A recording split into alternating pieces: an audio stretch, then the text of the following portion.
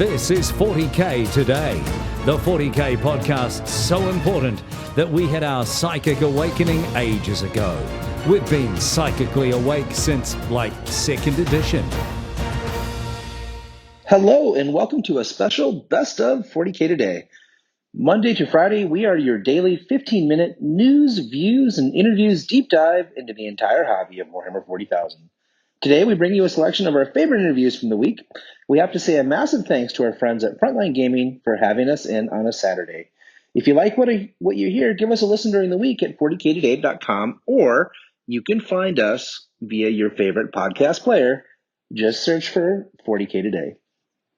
I'm your host with the most, John Damaris, and today on the program, we talk to an 8-year-old girl who loves the hobby. Tanya Gates talks about starting a new army. Mark Perry gives us a great coaching tip. And finally, Eric Festa gives us a wonderful tip for using contrast paints. Tanya just got to have the cutest conversation ever with Ava, who's 8, and her dad.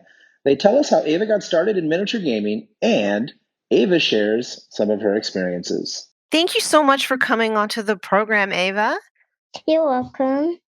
Okay, so I know that you play Age of Sigmar with your dad. What do you enjoy most about playing the game? I like playing the bosses because they're more powerful, and usually I beat my dad at all of them. I love it. So what models have you painted, and do you have a favorite one? I've painted more than 3, but I've picked out 3 that I like. I like the Dark Oath War Chief, the Ishran Tidecaster, the Stormcast Eternal Celestial, and the Vindicator. And I actually won a competition for the Youngblood Best Painted for that one. Ah, what do you like most about those models? What makes them your favorite? Well, because the first one I followed along with a tutorial, and the second one I just used bright colors for all of them. And the third one, I really like it because I put snow on it, and then it's got lots of detail. I love it. So, would you recommend the game for any other girls your age? Yeah, because you don't just get to paint, you get to play a game as well. It's like you can get like a board, and you could draw anything you wanted and just play without even painting it if you wanted. So, there's a lot of freedom in the game to do a lot of different things? Yeah, there's a lot of stuff you can do. Like, you have lots of different characters, and there's a boss in each one, and all of the bosses have the most power. It's like you've got an advantage on it. Yeah. I actually love playing Age of Sigmar, but this podcast is about playing Warhammer 40K. Do you ever think that you might give Warhammer a try? Oh, yeah. Yeah. Thank you so much, Ava. You're welcome. So, Rob, how did you start playing the game of Age of Sigmar with your daughter? Did that happen naturally, or did that take some coaxing?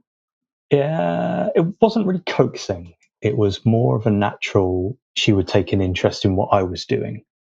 And once she started to kind of become more and more interested in the painting side of things, I think the natural progression for her was, what does daddy do when he goes down the store with his friends? He normally plays a game. I want to play a game. So what we started to do was make a very stripped back version of AOS, whereas you had movement, you had your attacks and things like this, but you didn't have battle shock.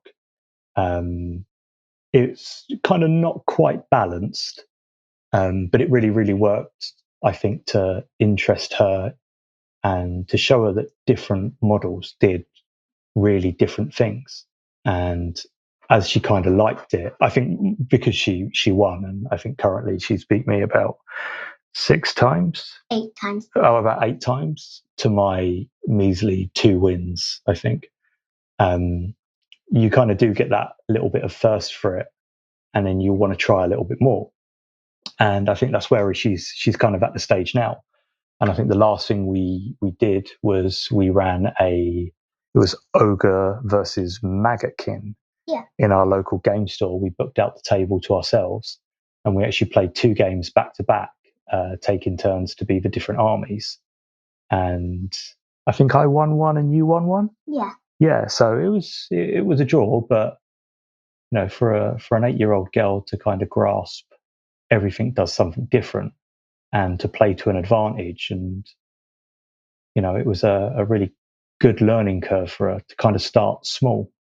And it's something that I've often said I wish they did almost like a junior version of Warhammer, because as a parent, it would save me a hell of a lot of time explaining these rules if you just had a product that was kind of box ready, which I think would be a really good entry point for especially people Ava's age to kind of get started in the hobby. That's actually a really great idea. Um, do you have any advice for any other dads who might want to introduce the game to their daughters? Yeah, I guess Warhammer can be a very niche thing. Let them show the interest. I think with most things, when you try and kind of force it upon people, sometimes it can be that it's when you get that rebellious streak in kids. Is let them take an interest and let them ask. I've never once forced or suggested. I always wait for my kids to kind of ask, Dad, let's do some painting. Dad, can we play a game? Because I think that's a better way of, it shows their curiosity is piqued as opposed to you're saying, hey, come look at this. Sometimes kids can be very fickle and they have to be in the mood for things. Not all kids are the same, but I know my two are very fickle when it comes to stuff like this. If they don't want to do something, they're not going to do it. And no amount of me trying to appeal to them is not going to go anywhere. So I think it's let them show an interest, and if they don't, they don't. If they do, then that's when you nurture it and you try and help it grow, and you try and encourage them to do it. Awesome. Thanks so much for coming on the program, guys. I was so happy to have you here. Well, thank you very much for having us. I might just die of cuteness overload. How awesome was that interview? Are you getting ready to start a new army for 9th edition? Want some friendly advice for how to approach the project without pulling all of your hair out? You're in luck as I interview the War Mistress herself about this very thing. Tanya, thanks so much for giving us some time to give us a hobby tip this week. I don't know if people know you as our social media guru and interviewing superstar, but most of them, or a lot of them probably know this, but you're actually a very accomplished painter and do a lot on Instagram and have a pretty large following. So I thought we would get some hobby tips, especially around the idea that there's a lot of new players that are coming into the game, and getting an army painted can be a little intimidating. Do you have some tips that you could break down? Maybe your top 3 things for them to think about as they sort of make their plan? For sure. So, the first thing that I like to do when I'm starting a new army, because I will be starting a new army, so I'm starting this part first, is I like to have a vague idea of the color scheme that I'm going to be going for. So I got an amazing pink paint that I really love, and that's going to be like my main sort of accent color. That's going to be like the standout piece. And then once I have that sort of like showstopper piece, then I like to pick out like a neutral tone that kind of complements it. So I'm going to be painting Necrons, obviously. So I have my amazing pink, and I think that it's going to look really great with Warp Block Bronze, which is a Citadel color. And then after that, which is a metallic as well. And then from there, I will play around with it, and then I'll go into my next step, which is to do a entire unit of troops. Um, I like to play around with troops because in general, you're going to need lots of them and they're probably going to die really fast. So if they don't look great, it doesn't really matter. You're not painting a mod like a HQ unit first, something that's more expensive. It's going to be on the table longer. So that first unit of troops is like my play unit. It's where I can experiment a little bit. I take those first ideas that I'm building now, and then I can add in, my shades, any other sort of accenting or highlighting colors, and I can really solidify what I'm going to do in that unit. That sounds amazing. So basically, you are starting with your favorite color, I would say, right? And then picking something that will accentuate that. Yep. And then starting with a unit, right? And then using that to sort of build up from there. And then kind of you can make decisions based on how things are going or how you think it looks and sort of experiment. Because like you said, if you screw up on a trooper model, you don't really care. It There's doesn't more really where matter. that came from. Yep. Yeah. More meat for the meat grinder. Is that how that works? Exactly. And then from there, once I have my color scheme solidified in that one troop unit, and I'm like, yeah, that looks awesome. I know exactly where I'm going to go from here. Then I base coat and wash the entire army. Now, there's two reasons why I do this. This makes it technically tabletop ready so that I can go to events with it. I can take it down to the game store and it's not gray plastic. It's good enough to get on the tabletop and I feel awesome about it. And then once that's all done, then I can slowly pick away at it, add highlights, bring it up to above tabletop standard. Oh, so you take and you sort of like, let's just say, for example, you planned out a 2,000 point list for your sort of starter army. Yep. You would, like we talked about before, pick out your plan for your colors, and then you would paint it all just as a base coat, a wash, right? Yep. And that's it.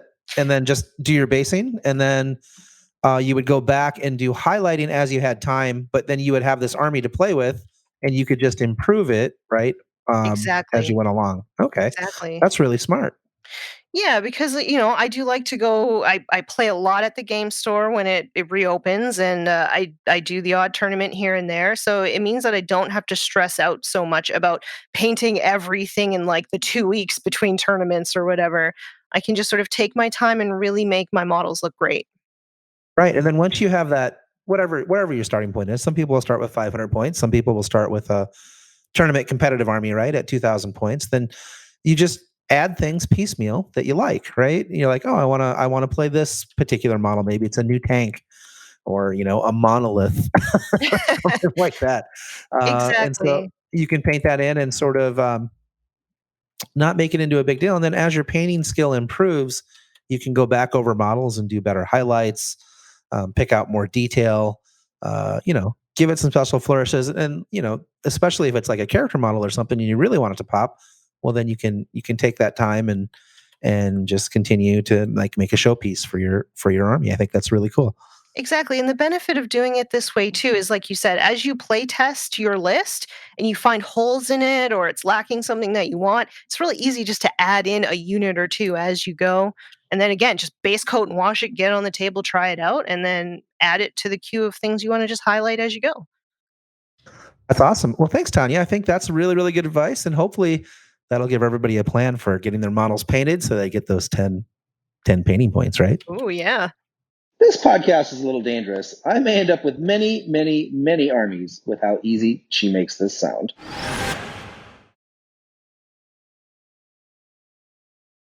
Welcome back.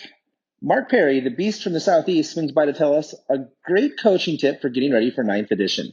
He has his own brand of jank and a different way of looking at the game, and that comes across in this interview very well. Mark Perry, the beast of the Southeast, joining us on 40K today.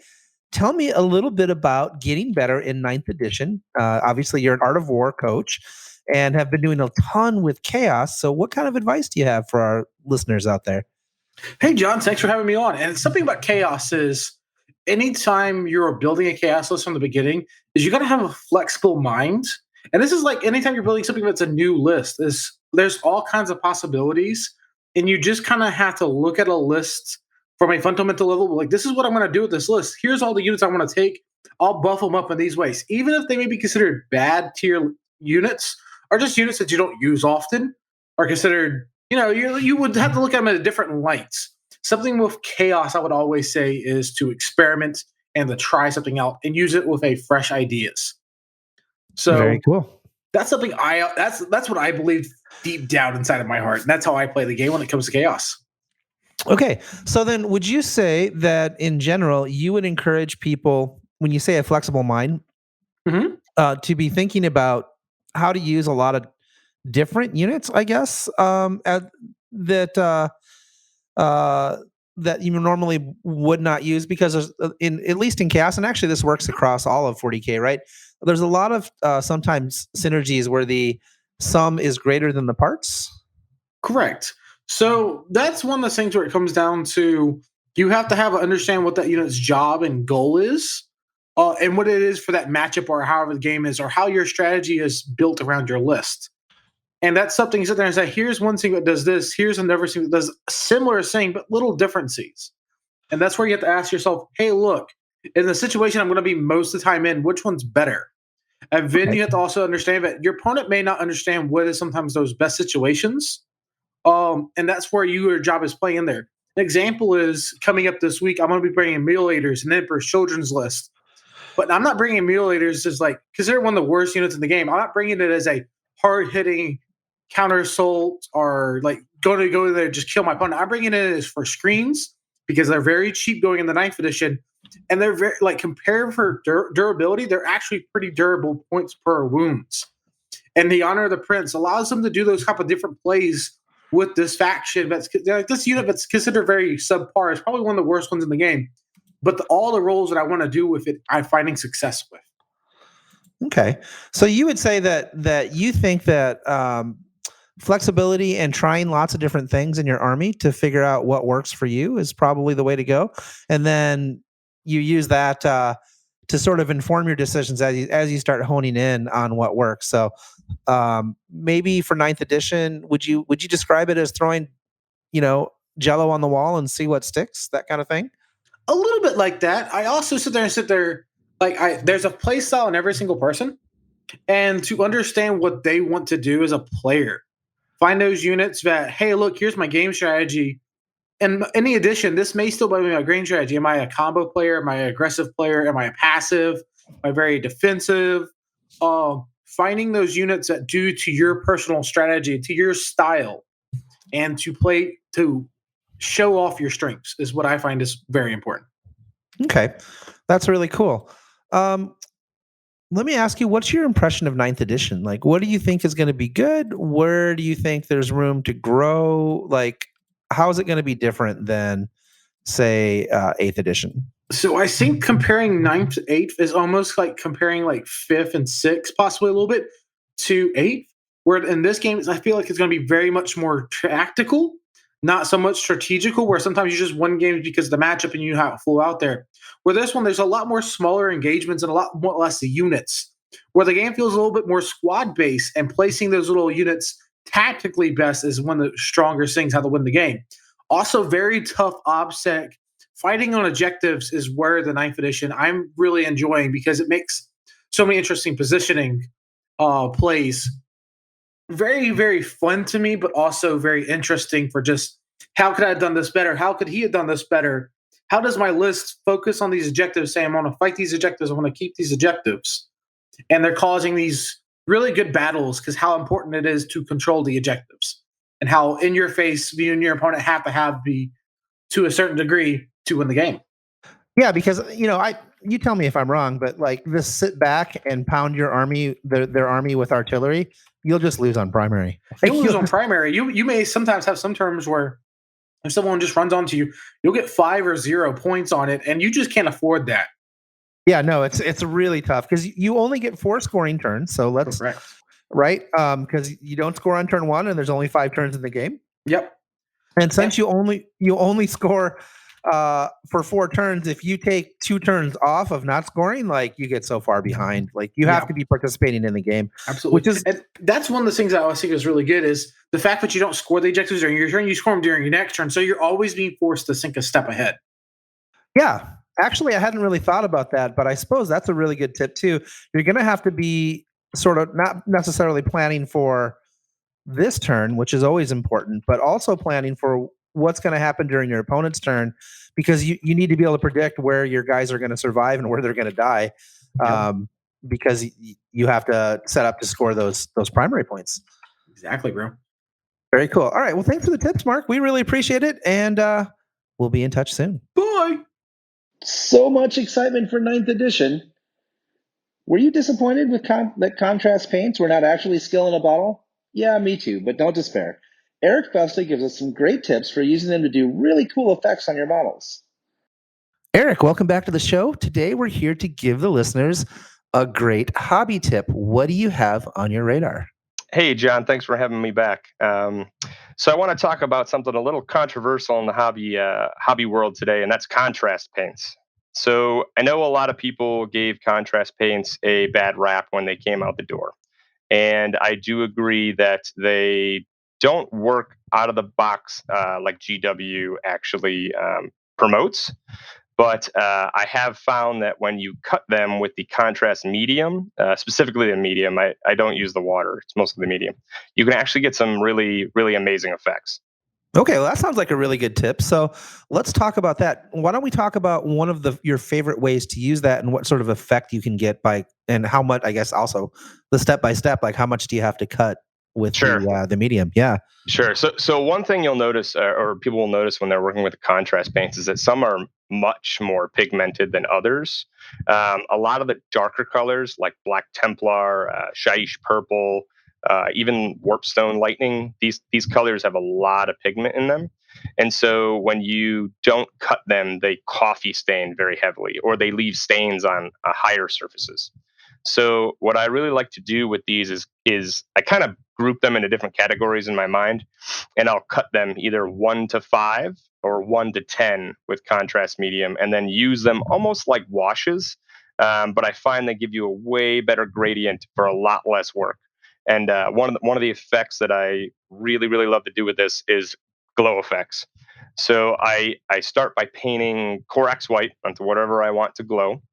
And then I will take. Let's talk about greens, since we have Necrons coming out soon. So what I'll do is I'll cut Warp Contrast Lightning 1 to 10. So that means 10 parts medium to 1 part paint? Correct. Yep. And you can I split my stuff into dropper bottles. I've actually ordered dropper bottles off of Amazon and transferred everything over. But you can easily do it by just taking brushfuls.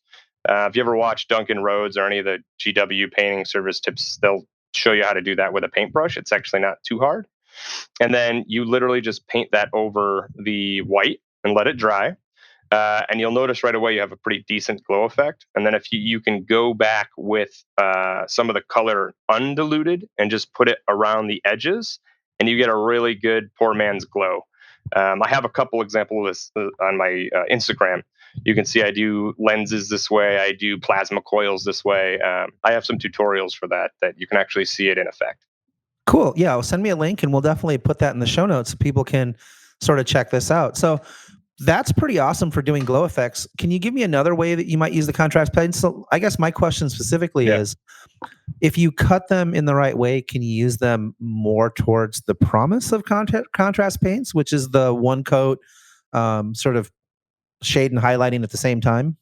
Yeah, so it does. You do have to put a base coat color down of what you want, and the difference between a wash and the contrast is the contrast will actually slightly tint whatever your base color is while highlighting it at the same time and shading it.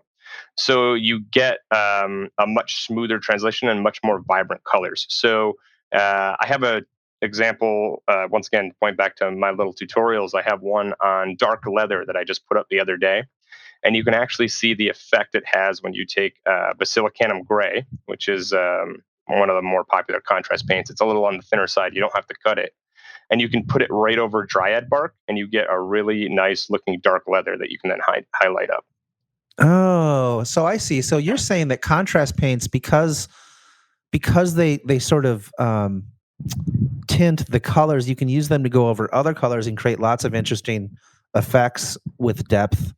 Correct. And right. So you're saying they're maybe not a great tool for base coating your models, but they are a great tool for blending them together and making them, I guess, look a lot smoother and cleaner. Yes. And some of them you can use out of the bottle like GW advertises, but it's you got to kind of experiment with them.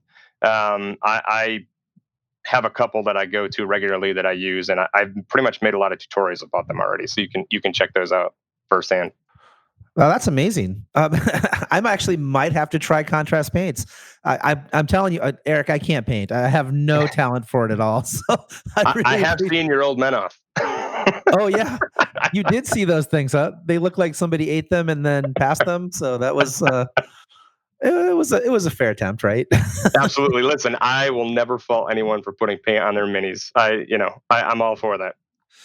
Well, I mean, honestly, we all have to get better about that to get our 10 points, right? Oh, the 10 points. Yes, the controversial 10 points. The controversial 10 points. I'll be honest, back in, because we met playing War Machine and Hordes, right? Yeah. And back in the day, painting requirements I used to think were dumb. I would just was like, I don't know, this is dumb. But now that I've gotten a little older and a little wiser and a little less like focused on winning games and more focused on enjoying the hobby, like I actually think painting requirements are a really cool thing and really beneficial. What's your take real quick before I let you go? Yeah, absolutely. I mean, obviously I love to paint and I love to teach people how to paint. So I am all for those 10 points. It's funny because my gaming partner actually doesn't like the idea. But I've been doing some tutorials to try and help get his army off the ground for 9th edition. But yeah, I used to love just hanging out with my friends and painting. And it was another way, that you could socialize around the game. It wasn't, it doesn't have to talk tactics. You could just sit and paint and teach people or learn things from other people and talk about the fluff or talk about good stories about the games, things like that. So I think that's something that's fallen off recently with the advent of, the internet. You get people hang out in person as much anymore. And COVID. And of course, I mean, obviously the 10,000 pound virus in the room, but I think that's something that once this kind of lifts, we can get back to. All right. Well, thank you for your time. Yeah, absolutely. Thanks for having me again. Check out his tutorials for more great ways and painting your models. It is that special time of the show. It's the model of the day, the model of the day, the model of the day. Every day during our regular weekday show, we feature a model of the day, and we've been able to show off some stunning work this week. This week's model of the week is one you might have already seen. This beautiful Necron Wraith by Daughter of Cain has been painted with an oxidized finish reminiscent of gasoline on water. The glowing green orbs contrast masterfully against the warm orange of the glow effects. The model has a scenic base with lava effects which are reflected in source lighting throughout the model. And crisp highlights complete this masterful work. This Wraith must be seen to be believed. It is amazing. Now, if you have a model that you think we should feature on the show, or you've seen a model that should be featured on the show, let us know with our hashtag on Instagram, hashtag 40K today, or toss us a message on Facebook. And that's it for today. Thank you so much for joining us. A big thanks to our content producer, Alex Boehner, our social media superstar, Tanya Gates, and our technical producer, Seamus Ronan, for all their hard work once again in putting this program together. If you liked what you heard on the show today, make sure you come check us out at 40ktoday.com or on your favorite podcast platform. We do a 15-minute show every day with just the kind of information that was found in today's show. We'll see you next week. Until then, for Steve Joel and Paul Murphy, I'm John Damaris, and that's what's happening in 40K Today.